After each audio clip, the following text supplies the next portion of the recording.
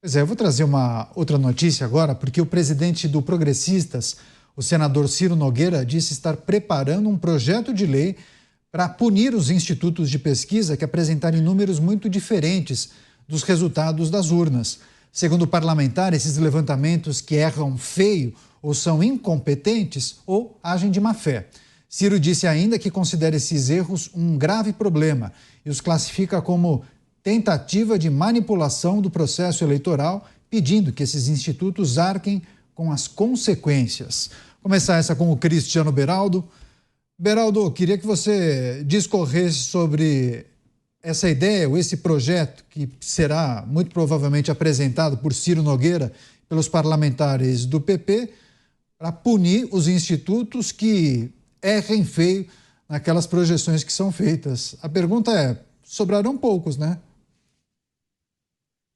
Enfim, eu entendo a preocupação do senador e que é uma preocupação compartilhada por muita gente que vê pesquisas com números absolutamente aleatórios para aquilo que a gente entende ou que a gente sente quando conversa com as pessoas ou números trazidos por outras pesquisas. Agora, nós temos conhecimento técnico para avaliar quem está certo ou quem está errado? Eu não sou estatístico, eu não tenho.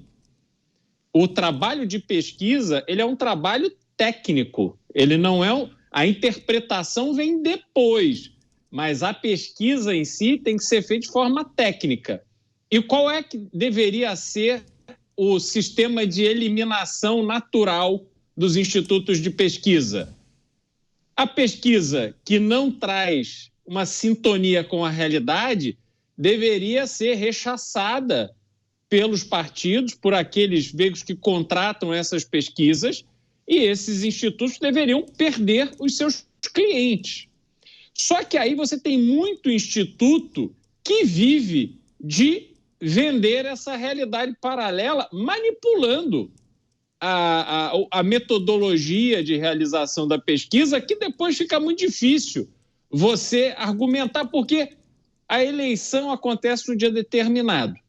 Se o Instituto não fez uma pesquisa de boca de urna, onde ele atesta ali a leitura dele para o resultado da eleição, ele pode dizer que não, mas olha, 3 dias atrás o retrato era esse, a população mudou de ideia, a população foi influenciada pelo evento A ou evento B. Tem inúmeras justificativas. Só que aí vai o papel daquele que contrata. Essa é a minha leitura. Senão nós vamos chegar aqui num ponto em que o governo agora vai querer regular mais um setor. Este é o tipo de setor que tem que haver credibilidade. E se é cometida uma fraude comprovável, aí o responsável tem que ir para a cadeia. Já existe legislação para isso. Podemos até avaliar o caso de deixar a legislação mais dura para quem cometa esse tipo de crime. Talvez hoje ela não seja, eu não conheço o detalhe da punição para esse tipo de fraude. Agora, de novo, nós temos que ter uma autorregulação feita por aqueles que colocam dinheiro na contratação das pesquisas, porque senão realmente fica um comércio de opiniões, aí é muito difícil. Teremos em breve a agência reguladora dos institutos de pesquisa, hein, Beraldo? Agora você, Mota, punição para os institutos... Pois é, exatamente. Mota, você, punição para os institutos de pesquisas que erram feio no resultado dos pleitos das eleições. Eu entendo a agonia do senador, né? O uso de pesquisas eleitorais, entre aspas, para influenciar a eleição é uma coisa deplorável, é um golpe baixo no processo eleitoral. Mas, meus amigos, acontece em todos os lugares. O meu escritor favorito, o jornalista britânico Christopher Hitchens, já falecido, ele disse uma vez: um bom instituto de pesquisa eleitoral é como um bom advogado. Ele atua para obter o resultado que o contratante espera ou precisa. Agora, eu acho desnecessário uma lei que estabeleça punições. Eu acho realmente tudo que a gente não precisa é o Estado entrando ainda mais no processo eleitoral. Para mim, existe uma solução muito melhor e evidente, que é a mídia cumprir o seu papel de filtrar e analisar criticamente os resultados de pesquisas, que é exatamente o que a gente faz aqui. Você, Davi, o que achou dessa ideia, dessa proposta? Punir os institutos que erram demais, ajudaria? Não, é uma má ideia. É um projeto do senador Ciro Nogueira. Bom, primeiro, como o Beraldo bem disse, pesquisa não é chute. Pesquisa tem metodologia estatística. Aliás, você precisa mostrar sua metodologia estatística. E quando há diferença, é porque tem metodologias diferentes. Eu vou dar aqui só um exemplo aqui de pesquisas que hoje mostram variações de um determinado candidato. Um usa telefone e o outro está usando internet. E tem resultados diferentes. Inclusive porque parte do voto envergonhado a pessoa não fala no telefone, mas pode colocar na internet. Então, isso pode dar resultado diferente. Agora, os dois têm metodologia científica. Então, nós temos de olhar aí para duas coisas. Primeiro, instituto que faz pesquisa que dá um resultado muito fora, ele arruína a sua própria reputação. Então, as empresas não vão contratar. A maioria dos institutos de pesquisa ganha dinheiro com o mercado, não é com eleição. E o mercado fala, bom, eu não vou contratar esse instituto que erra tanto para eu lançar um produto, para eu testar o mercado, eu vou contratar outra pesquisa. Então, primeiro, o mercado pune o mau profissional de pesquisa. Aquele que tiver um número muito ruim, provavelmente vai ter dificuldade em conseguir clientes. Segunda coisa é o que o Mota disse, é preciso ter o filtro da leitura das pesquisas. E terceiro, o mais importante, é o eleitor. O eleitor tem de votar numa eleição de 2 turnos com a sua consciência, com os seus valores. Quem é o candidato que representa os seus valores, os seus interesses, os seus ideais? É isso que a gente precisa votar, não é ficar olhando para a pesquisa. Agora, se você baliza o seu voto em quem está na frente, bom, então o seu papel cívico não está sendo cumprido também. Então, todo mundo tem uma culpinha e não precisa de lei, não. O eleitor tem que votar de maneira consciente, a imprensa tem que fazer o seu papel claro e esclarecedor e não de militante, né? E os institutos de pesquisa precisam ter uma metodologia comprovada para não se desmoralizar perante os seus clientes e aí sim perder mercado para o concorrente. Agora, a punição, né, Beraldo, seria muito mais para a não contratação de um instituto que venha errar. Então, determinado grupo de mídia que fechou o contrato com o instituto, que só errou, possivelmente nas próximas eleições aquele grupo de mídia não vai contratar aquele instituto. Talvez essa fosse a punição mais adequada nesse cenário que a gente está apresentando. Agora, eu queria que você trouxesse também sua percepção sobre o eleitor. Você acha que ele se influencia, aquelas pesquisas que são divulgadas nos jornais, nos sites, aquilo mexe com ele a ponto de ele mudar de voto ou no final das contas não? Porque são tantas pesquisas, é uma por dia praticamente, né? Pois é, não, tem um efeito, sim. O eleitor brasileiro, sobretudo, ele vai sentindo, né, essa onda e aí ele acaba se posicionando. Ele não quer que o time dele perca, né? Então ele quer votar no candidato que vai ganhar. O brasileiro ainda tem muito disso e aí, obviamente, os institutos de pesquisa acabam tendo um peso significativo na eleição. Agora, tem mutreta, né? O mal intencionado, ele pode pegar o candidato ou o partido que está pagando melhor numa determinada cidade, no caso das eleições municipais, e fazer uma pesquisa ali tendenciosa para um lado. Aí ele faz outras 10 conforme a metodologia tradicional. Depois, no final, ele vai dizer, não, olha, eu errei só aquela, mas eu acertei essas 10 aqui. Então, tá vendo como eu sou muito bom? E aí a gente fica nessa situação muito delicada para determinar isso. E, de novo, eu acho que a maior punição que pode haver para o estudo de pesquisa, como disse também o Dávila, tem que ser por parte de quem contrata, perde a credibilidade, não vai ter cliente. Mas tem um outro lado que eu queria chamar a atenção, Caniato, que é a matéria-prima da democracia. Tão falada democracia, tudo é democracia. A democracia é um sistema de governo que pressupõe que o eleitor, o cidadão que participa do processo de escolha dos seus representantes, que ele tenha educação. E educação não é falar, por favor, dá licença, muito obrigado.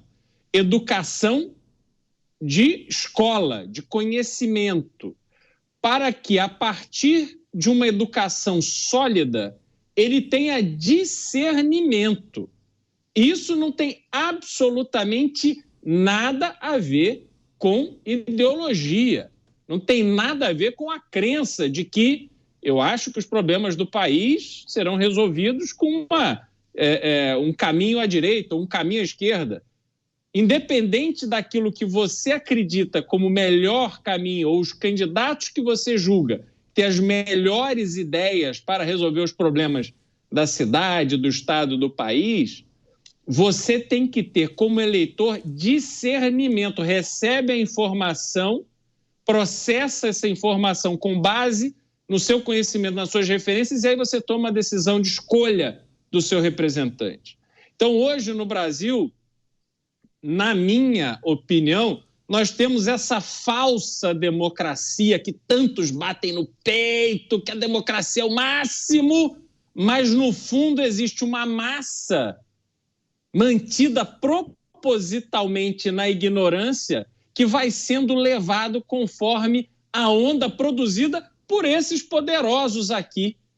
Então, a gente vê que há uma deficiência no Brasil, em especial, nessa dinâmica de escolha. E aí sim, o peso de uma pesquisa fraudada torna-se muito maior na hora de influenciar, né, como eu disse, a decisão do eleitor que quer votar em quem vai ganhar. Esse é um ponto importante e interessante também. Quero escutar o Mota, talvez um contraponto, enfim, para tratar dessa talvez falta de amadurecimento, falta de educação política em muitos aspectos para o brasileiro escolher seus representantes. Mota. Eu não tenho certeza se eu compartilho 100% a visão do Beraldo. Né? Não me parece razoável, num sistema democrático, esperar que as pessoas dediquem tempo das suas vidas que elas não têm para analisar os candidatos, para estudar, para fazer uma pesquisa, né, sobre a vida, sobre o histórico. Na minha experiência pessoal, na maioria dos casos, isso não acontece. O que eu vejo são pessoas que, no dia da eleição, não sabem quem vão votar. Aí ligam para a cunhada, liga para o filho, você tem candidato? E aí, como é que é? Eu vejo isso acontecer. Essa é a minha experiência. Eu não sei se em outros lugares do mundo é diferente. O que eu sei, por exemplo, é que nos Estados Unidos, como o voto não é obrigatório, só vai votar quem acha que o voto realmente é importante e quem tem um candidato que o convenceu. Senão, o cara não vai votar. Aqui no Brasil, não. Existe um sentimento que é programado na cabeça das pessoas, que o voto é a celebração da cidadania, né? A gente ouve várias variações dessa Festa frase. da cidadania. Festa da cidadania, que é um gesto muito importante. Agora, você não tem a mínima ideia de que você vai votar. Daqui até a sessão eleitoral, eu resolvo. Eu converso com os vizinhos, eu pego panfleto no chão. Essa é a realidade da maioria das pessoas. Eu acho que, Beraldo, se você me permite aqui uma divergência do seu voto, eu acho que isso tem mais a ver com uma apatia, um sentimento de alienação em relação ao que a classe política faz, diz, ao que ela representa, as ideias e projetos que a gente ouve diariamente vindos da classe política que representam afronta a tudo que a gente acredita, tudo que a gente escolhe para a gente. Eu falei aqui da saidinha, mas podia ter falado aí de inúmeras outras pautas, né? Dessa busca incessante por aumentar os impostos do Estado, esse desespero de gastar dinheiro com qualquer coisa, desrespeito ao trabalhador, porque cada centavo que sai do nosso bolso de imposto para ir para o Estado, as pessoas não pensam nisso, é tempo da nossa vida. Hoje, os brasileiros já gastam quase meio ano de suas vidas para sustentar o Estado. É tempo das nossas vidas. Então, metade da vida do brasileiro praticamente é dedicada para servir ao Estado. Então, eu interpreto essa questão como a única resposta que o brasileiro pode dar, né, no estado de coisas atual, é uma indiferença em relação às eleições. E aí isso acaba acontecendo isso que você falou, né? As eleições viram uma espécie de campeonato. Você tem razão absoluta, Beraldo. Eu vi isso acontecer, eu nunca tinha articulado isso, mas é isso mesmo. Você quer votar, muita gente, não é a maioria, muita gente quer votar no candidato que vai ganhar. Eu não vou votar nesse aqui não, porque eu vou desperdiçar o meu voto. Como desperdiçar o seu voto? Não, porque ele não tem chance para ganhar. Beraldo fez um gol de placa aí, é isso mesmo. Sua resposta, Beraldo, depois eu passo para o Dávila fechar. Não, o Dávila vai dar o nosso voto de Minerva aqui, mas é só para dizer o seguinte, essa base da educação que eu chamo a atenção, Mota, é no sentido de que a pessoa que tem boa escolaridade, ela faz uma conexão mais direta entre a atuação dos políticos, dos representantes eleitos, com a situação que ela vive, né? Então, ela escolhe um prefeito que não resolve o problema da rua, do trânsito, do semáforo, o governador que não atua na segurança. Ela consegue fazer essa conexão, mas hoje no Brasil, eu atribuo isso à ignorância da população, a gente vê políticos que foram presos e aí saem da prisão, vão ser eleitos, são acusados de corrupção e são reeleitos, e por aí vai. Não é possível que a pessoa não faça essa conexão. Eu conheço gente de nível superior, com mestrado e doutorado, que vota nesses políticos que você está mencionando aí. E defende, e encontra no seu ensino, na sua educação, no seu doutorado, uma justificativa escalafobética, né? Cheia de dialética, de sei mais lá o quê. Então, se você parar para pensar, você provavelmente vai se lembrar também de muitas pessoas que você conhece, altamente educadas e que fazem as piores escolhas possíveis. Bom, Beraldo deu risada, com certeza se lembrou de algumas pessoas. Deixa eu só receber as muitas milhares de pessoas que acompanham também o nosso programa pelas emissoras de rádio, agradecendo muito pela audiência e pela parceria. Beraldo, rapidinho, quer fazer um complemento? Já vou passar para o Dávila. Não, o Mota tem total razão e isso é a demonstração de como as pessoas podem fazer faculdade, mestrado, doutorado, pós-doutorado e não aprenderem e não entenderem nada. Você, Dávila, para fechar sua reflexão, falta amadurecimento, educação política para grande parte do eleitorado brasileiro e de que maneira aqueles que, em tese, têm mais instrução acabam depositando seu voto nos candidatos que estão por aí? Olha, faz toda a diferença ter mais conhecimento ou não. Eu digo que todo mundo devia ter muito mais hora de história do que qualquer outra coisa, porque conhecendo a história você tem chance de votar um pouco melhor, né?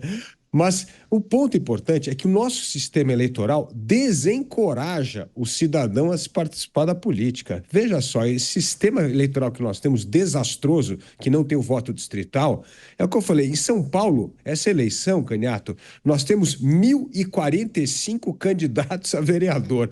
Você precisa ter um interesse gigantesco em política para tentar pegar o nome de um ou dois ou três que você ali vai investigar suas propostas, suas ideias. Então, ele é um sistema que desencoraja. Então, no dia da eleição, como o Mota disse, liga para ele, para o Beraldo, para mim, para saber, puxa vida, me dá o nome de um vereador aí, porque eu vou lá saber no meio dessa floresta de 1.045 quem que eu devo eleger, quem é um cara sério e tal.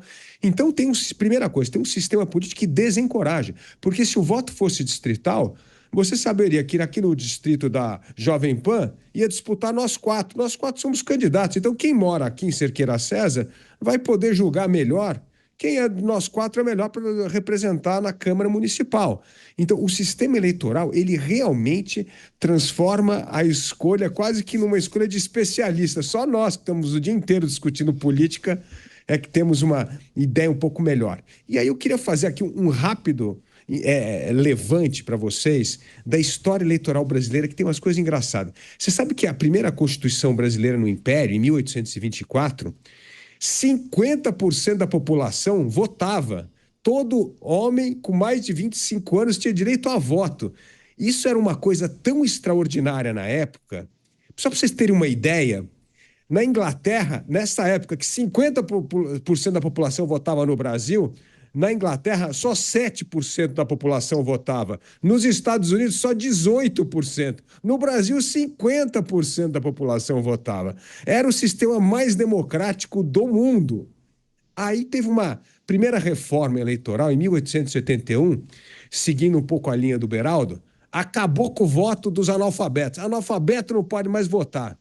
Bom, caiu de 50% para 1% da população que votava.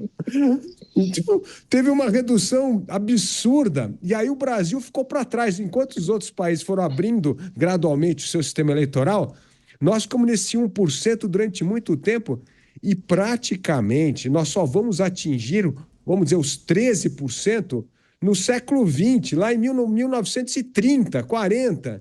Então, você vê que nós fizemos um ajuste, liberar geral para todo mundo, restringir o voto a só quem era muito alfabetizado, e a gente continuou com problemas na representação. E, por final, o voto obrigatório no Brasil saiu não por uma questão de convicção, foi por uma questão que a direita, naquele tempo, tinha medo de perder para a esquerda, que se o voto não fosse obrigatório, que quem ia votar era o militante de esquerda e que a turma da direita ia para a praia.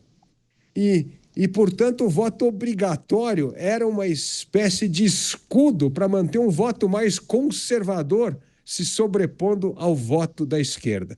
Mas eu acho que a gente precisa rever as regras do sistema eleitoral, ter voto não obrigatório e voto distrital. Eu acho que seriam duas medidas importantes para aproximar o eleitor um pouco mais da política. Claro que a gente vai seguir acompanhando, principalmente nos próximos dias, em razão das eleições municipais no próximo domingo, e sempre reforçando o convite, cobertura especial da Jovem Pan News no próximo domingo. A gente conta com você.